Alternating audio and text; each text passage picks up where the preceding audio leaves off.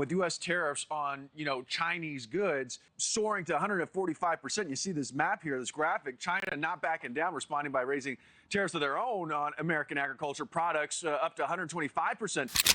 But the U.S. sells more soybeans to China.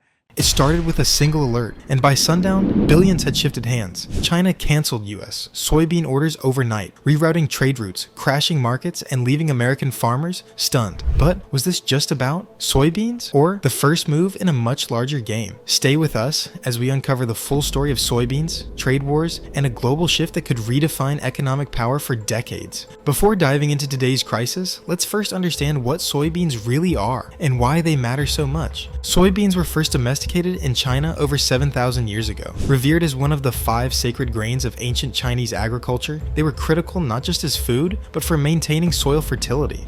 By the early 1800s, soybeans found their way to the United States through trade and immigration. However, it wasn't until the 20th century that soybeans took center stage, fueled by industrial agriculture and technological innovation. Today, the United States is the second largest soybean producer globally, covering over 80 million acres annually. In the interconnected web of global agriculture, soybeans hold a unique position. 3 countries dominate global soybean production: Brazil, the United States, and Argentina. Together, they account for nearly 80% of the world's supply. China is by far the largest buyer, importing nearly 60% of the world's soybeans to feed its massive livestock industry. Between 2010 and 2020, global soybean trade almost doubled. China's growing middle class demanded more pork, poultry, and beef, and all those animals needed protein-rich feed, primarily soybean meal. This dependency made soybeans one of the most geopolitically sensitive commodities on Earth. Moreover, soybeans have also become a marker of technological progress. Precision agriculture, genetically modified seeds, and satellite imaging have boosted yields, making soy farming highly data-driven and efficient. Yet despite all the advances, the basic economic vulnerability remained. When one country buys most of the world's supply, the entire chain is only as strong as that buyer's willingness to stay.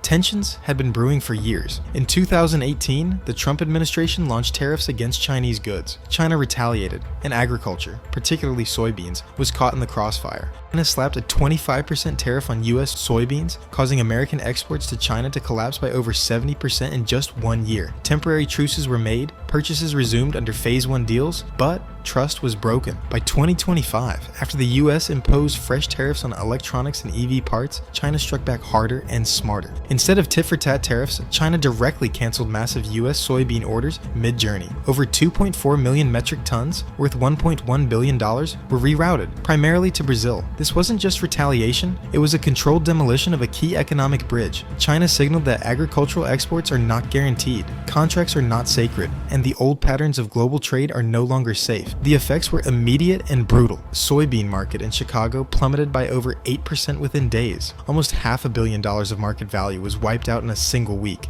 Farmers across 11 Midwest states reported rising risks of insolvency. Storage bins overflowed with unsold soybeans. Rural economies teetered on the brink. And it wasn't just farmers. Wall Street took notice. The Pentagon took notice. Because if agriculture, considered the backbone of U.S. soft power, could be shattered overnight, what about other critical sectors? Supply chains today are no longer just about efficiency. They are about survival. While American farmers faced disaster, Brazil celebrated. Years of careful investment had prepared them. Between 2020 and 2024, Brazil expanded soybean farmland by 21%, added new ports, and built critical rail links to reduce export costs by 40%. China financed much of this expansion directly through state-backed loans and infrastructure projects. Brazil's strategic position improved further with looser GMO restrictions and reduced regulatory burdens compared to the U.S. By integrating Brazilian agriculture into its Belt and Road Initiative indirectly, China built a new food supply corridor. In 2024 alone, Brazil shipped over 96 million metric tons of soybeans to China, a record that eclipsed U.S. exports by a wide margin. Soybeans were the first domino. Corn, wheat, beef, poultry, all are undergoing realignment. China has signed long-term grain deals not only with Brazil, but also with Argentina, Russia, and even Pakistan. From 2020 to 2025, China's agricultural import dependency shifted away from the United States by nearly 26%, according to HSBC. This transformation wasn't accidental. It was engineered, financed, and implemented with strategic precision. The new trade axis isn't about replacing one supplier with another. It's about creating entire supply chains that China can influence, invest in, and if needed, control. The soybean pivot holds a deeper warning for the global financial system. If food supply chains can be rerouted in a matter of weeks, what about financial flows? Already, China and other BRICS countries are discussing de-dollarization strategies. If trade continues to shift away from the US, and if agricultural and commodity trades are increasingly settled in yuan or other currencies, the dollar's dominance could erode faster than many predict. Food security, once the silent stabilizer of US influence, could become the silent saboteur if dependency shifts too far, too fast. Soybeans were the first fuse. In just 72 hours, China showed it could dismantle a critical pillar of American exports. The next phase may not involve agriculture. It might target energy, technology, rare earths, or even financial systems. This isn't just about trade anymore. It's about economic independence, resilience, and who sets the rules of the next global order. Food was the test. Finance could be the endgame. Stay tuned, because if soybeans were just the beginning, the real shifts are still ahead.